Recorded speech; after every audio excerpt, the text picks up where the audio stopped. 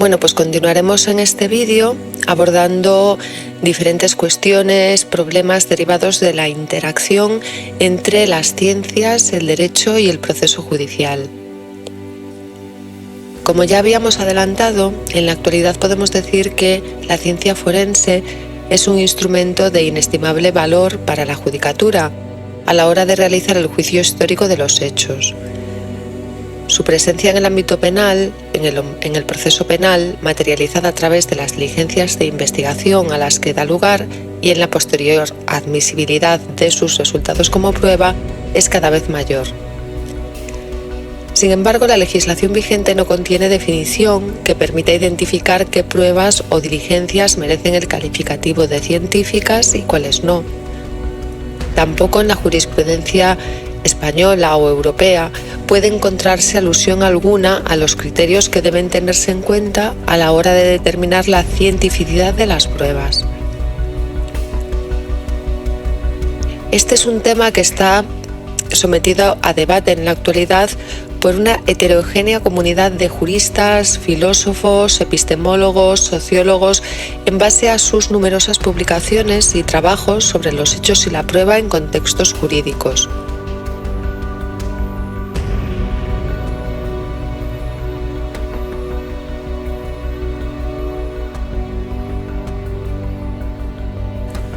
Será la jurisprudencia norteamericana quien afronte por primera vez esta difícil tarea de dotar de significado al concepto jurídico de ciencia, aplicable en el marco del proceso judicial y de la actividad probatoria. Esta labor se realizó mediante la formulación de ciertos estándares destinados a servir como instrumento conceptual para identificar qué técnicas de investigación y prueba presentan una base científica y cuáles deben ser rechazadas por carecer del suficiente rigor. El Tribunal Supremo de los Estados Unidos, a lo largo del siglo XX, dictó 4 importantes sentencias donde se establecían los criterios que los órganos judiciales de dicho país debían tener en cuenta a la hora de admitir el testimonio experto de base científica. Estos casos son el caso Freyr contra Estados Unidos en 1923, el caso Dover contra Merrell Down Pharmaceuticals de 1993, el caso Joyner contra General Electric de 1997 y el caso Kumho Tire Company contra Carmichael de 1999. Bien, pues veamos entonces cada uno de estos casos un poquito más en detalle. James Alphonse Freyr fue un ciudadano estadounidense acusado de homicidio en 1920 y el cual fue sometido a la prueba del polígrafo durante la investigación del caso.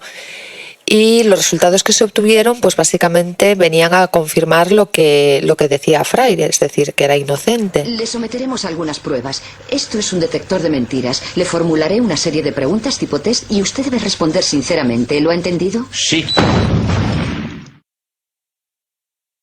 Sin embargo, en primera instancia, la Corte del Distrito no admitió la prueba, argumentando que se fundaba en planteamientos que no estaban avalados por la comunidad científica. Tal argumentación fue confirmada por el Tribunal Supremo de los Estados Unidos en 1923, sentando el primer precedente en materia de cientificidad de la prueba, el denominado test de aceptación general. Básicamente, para superar este test, la prueba presuntamente científica debía fundamentarse en una técnica aceptada por la generalidad de los operadores pertenecientes al ámbito de conocimiento científico al que se correspondiese. Este reconocimiento científico suficiente entre los entendidos de fisiología y psicología estuvo vigente prácticamente hasta los 90. Sin embargo, este test de cientificidad ya empezó a dar problemas un poquito antes, a mediados de los 70 más o menos, en los años 70, y es que claro, este modelo epistemológico de ciencia basado en el consenso de los especialistas sobre los fundamentos de cada concreta práctica, claro, como consecuencia de la naturaleza conservadora del mismo, se limitaba la posible valoración de pruebas que no es que no fuesen fiables, sino es que eran tan novedosas que aún no habían sido avaladas por la comunidad científica. El segundo de los casos gira en torno a los efectos que un fármaco producía o podía producir sobre el feto. Era un fármaco que se utilizaba para las mujeres embarazadas, para tratar las náuseas. Este fármaco era el Bendictin. Y algunas mujeres empezaron a presentar demandas por asociar malformaciones al feto, por producir malformaciones al feto. Entonces, curiosamente, se aplicó en un informe pericial que presentó la compañía, se aplicó el criterio Frey. En ese informe se afirmaba pues, que no había evidencia científica, pero claro, había mucha evidencia epidemiológica, tanto en primera como en segunda instancia, en contra de lo que se indicaba en ese dictamen pericial. El caso llegó hasta la Corte Suprema de los Estados Unidos y revocó la inicial decisión de la Corte del Noveno Circuito de Apelaciones. Era mucha la evidencia epidemiológica, es decir, estas mujeres presentaron a través de sus representantes legales los datos demostrables y fiables de la asociación estadística que había. Entonces, se consideró que ya no era aplicable efectivamente la regla Frey en materia de prueba científica. Entonces, esta fue la primera vez que una Corte Suprema de un ordenamiento jurídico importante asumió este problema de la validación científica de nociones extrajurídicas, de las cuales el juez puede servirse para fundamentar su decisión.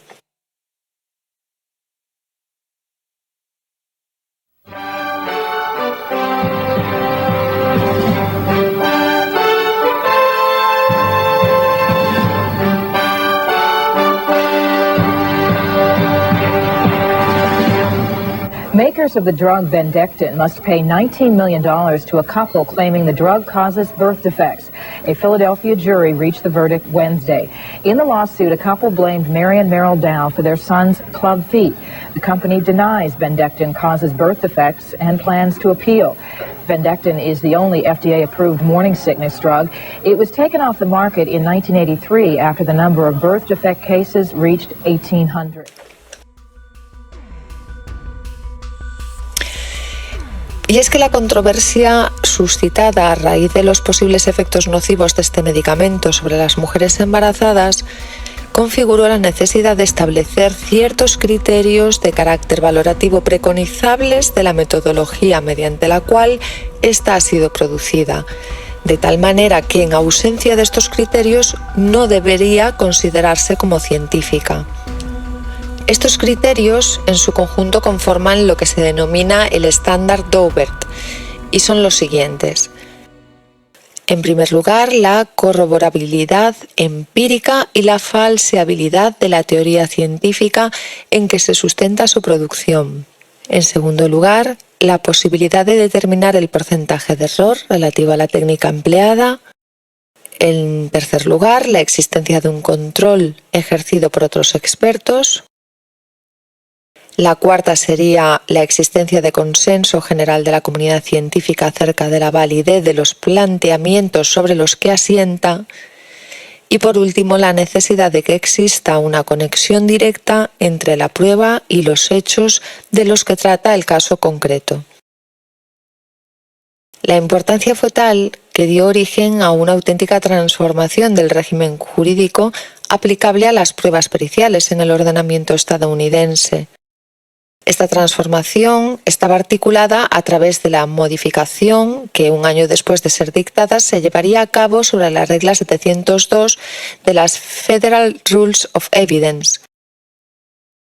Se introdujo un nuevo criterio de admisibilidad de la prueba científica que restringía la práctica del testimonio experto a los supuestos en los que su aportación se pudiera fundamentar en hechos o datos suficientes, fuera el producto de principios y métodos fiables y el experto hubiera aplicado válidamente estos principios y métodos a los hechos del caso específico.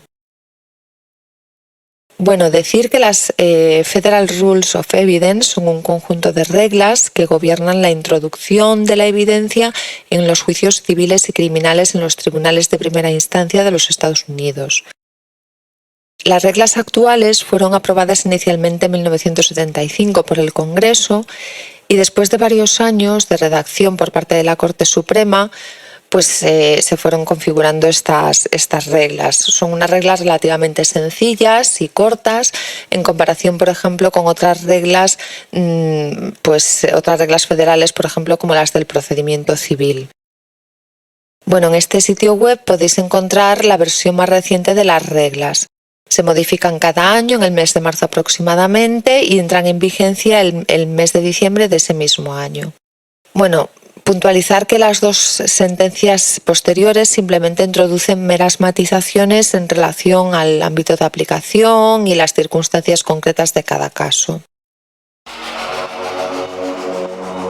El hito más reciente en la conformación de los estándares de cientificidad de la prueba penal lo constituye un informe elaborado por el President's Council of Advisors on Science and Technology de la Casa Blanca, bajo el título Forensic Science in Criminal Courts, Ensuring Scientific Validity of Future Comparison Methods. Este documento, que fue publicado en septiembre de 2016, realiza un exhaustivo análisis comparado de las diferentes tecnologías forenses actualmente aceptadas como prueba ante los tribunales penales del país. Sus principales objetivos son, según se indica en el propio texto, clarificar los estándares científicos de validez y fiabilidad aplicables a los métodos forenses utilizados en los tribunales penales, así como evaluar métodos forenses específicos para determinar si son científicamente sólidos como para ser válidos y fiables. Para la consecución de tales objetivos se establecen dos nuevos criterios que todo método forense debe satisfacer a la hora de considerar su admisión. En realidad, estos criterios no son más que la conceptualización desde el punto de vista científico del apartado C y D de esa regla 702 a la que hicimos mención anteriormente. La validez fundamental de un método de ciencia forense requiere que se demuestre en base a estudios empíricos que el método es repetible, reproducible y preciso a niveles que se han medido y que son apropiados para la aplicación prevista. Lo que viene a significar entonces es que un método puede en principio ser confiable. La validez aplicada significa que el método sea aplicado de forma fiable a nivel práctico. Es el concepto científico que se pretendía corresponder al requisito legal de la regla 702 en su apartado D, es decir, que el experto ha aplicado de manera confiable los principios y los métodos a los hechos del caso. Una vez que un método ha sido establecido como fundamentalmente válido, basado en estudios empíricos adecuados, afirma sobre la precisión del método y el valor probatorio de las identificaciones propuestas. Para que sean válidas debe basarse en tales estudios empíricos. Para los métodos forenses de comparación de características, establecer una validez fundamental basada en evidencia empírica, por lo tanto, es una condición sine qua non y nada puede sustituirlo. Además, una cuestión muy interesante es que también lleva a cabo una discusión sobre un método de identificación para muestras de cabello cuyo análisis básico puede ser aplicado para evaluar la validez fundamental de cualquier método de comparación de características, incluidas las disciplinas forenses tradicionales, como puede ser el examen de documentos, incluso para métodos que aún están por desarrollar, como puede ser el análisis de microbiomas o patrones de navegación en Internet.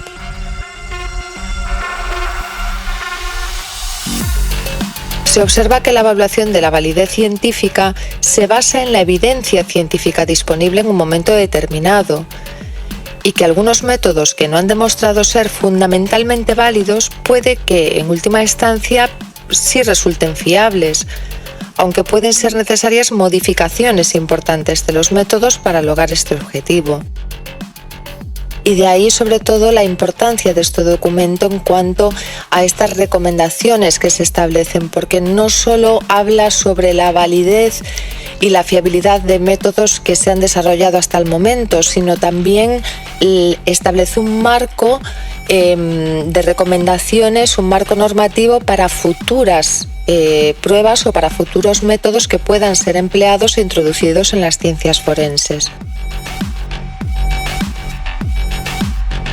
Y bueno, a partir de aquí quedaría comentar algún punto que yo creo que puede ser bastante interesante, como por ejemplo pues la valoración del concepto error en lo que es la prueba pericial, o también pues los requisitos que deben cumplir los informes periciales, cuestiones que también se abordan en este documento sobre el que os he estado hablando, que por cierto, como anécdota, comentaros que los datos de las personas que integran este comité, de este comité de asesores y expertos del presidente de la Casa Blanca, todos y cada uno de ellos, los datos, el nombre, apellidos y el puesto que ocupan, aparece reflejado en el informe, solo por comentar. Viendo las recomendaciones de los expertos, también de los científicos que asesoran al Gobierno de España, atiende las recomendaciones de los científicos, de los expertos, del personal cualificado que se encuentra en el CAE, básicamente, normalmente personal funcionario que está desarrollando su tarea desde el principio al servicio del conjunto de la sociedad española. No se creó un comité al margen de la Administración Pública del Ministerio de Sanidad. Reunido con el Comité Técnico para la Desescalada. No voy a dar el nombre de ninguno, es un equipo de técnicos que trabajan en la Dirección General de Salud Pública. Y bueno, dejaremos de todos modos estas cuestiones para el próximo vídeo, porque así bueno, pues me podré enrollar un poquito más y no hacer los vídeos tan largos. Pero por ahora lo vamos a dejar aquí, así que me despido. Hasta pronto.